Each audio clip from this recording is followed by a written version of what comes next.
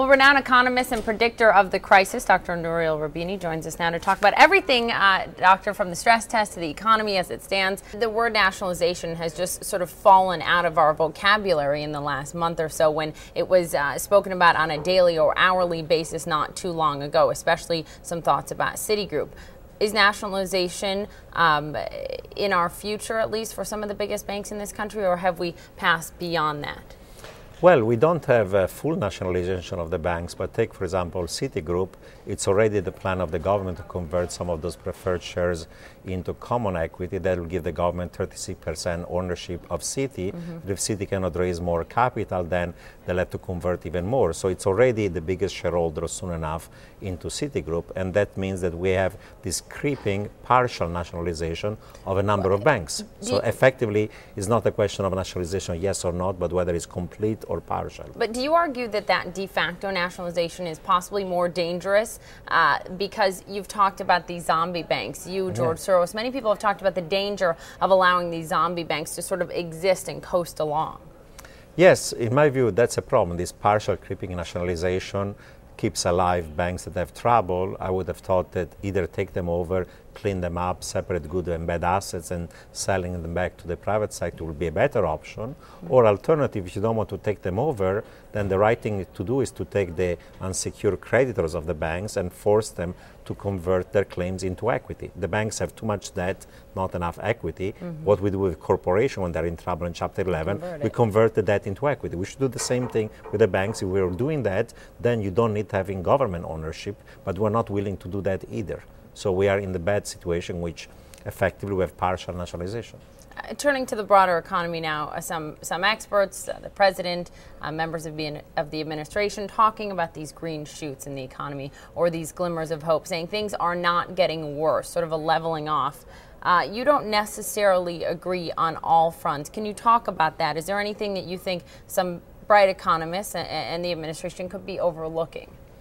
Well, there are some green shoots and there are also plenty of, I would say, yellow weeds.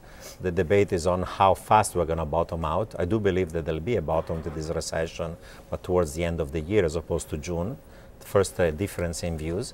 But more importantly, I think the question you have to ask yourself, even if we're going to have a recovery next year, is going to be a rapid recovery or a weak recovery? In my view, there are many vulnerabilities. We have a U.S. consumer that is shopped out, saving less debt burden, and now with the fall in the value of the homes, of the equity market and jobs, it has to contract, has to cut spending, raise savings. That's going to be bad for the economy. We have a financial system still a mess. Most of the banks are in trouble. The shadow banks have disappeared. The credit creation is going to be limited. And we have also this leverage of the economy, debts of the households, of the corporation, of the banks, now going on the balance sheet of the government with the public debt rising, and that's going to crowd out private recovery. So these are factors that lead me to be more pessimistic about the medium-term recovery. If the bottom of this recession, Dr. Roubini, is at the end of this year, does the stock market fall below the March 9th lows, or does the stock market continue to gain ground or stay relatively where it is, but there are other indicators that get worse, such as housing numbers, home prices, foreclosures, home sales numbers? What are you looking at for that indicator? Well, in the short run now, there is a better sentiment. There has been this kind of, in my view, bear market rally. But if the macro outlook is going to be worse than the consensus makes, recession until the end of the year and weak recovery, that's going to imply that the recovery of earnings and profit this year, next year is not going to be as strong. It means also the banks are going to be in bigger trouble than the stress that makes it.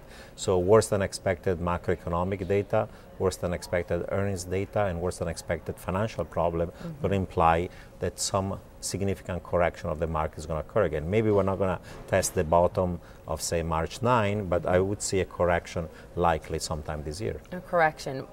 Looking at the biggest outlying threats for the U.S. economy and really the global economy, is it long-term inflation, or is there a black swan, as Nassim Taleb would say? Is there an unknown risk, or is it the risk right in front of our face right now, inflation in a major way? Well, in the short run, actually, I do believe that given the lack of global demand, and there is this excess capacity because of overinvestment by China and emerging market, there are deflationary pressures. Of course, if we're going to have these very large budget deficits and increasing public debt, and eventually we're going to print money to finance it, that could be in 2-3 years from now inflationary. So there is a risk of inflation down the line, but I think in the short term there's still this problem of not enough demand, excess supply, prices are falling, and there is deflation. There is also financial tail risks, but now we've decided to backstop the financial system, so the risk of a systemic global meltdown like the one we almost had after Lehman last fall has been significantly reduced.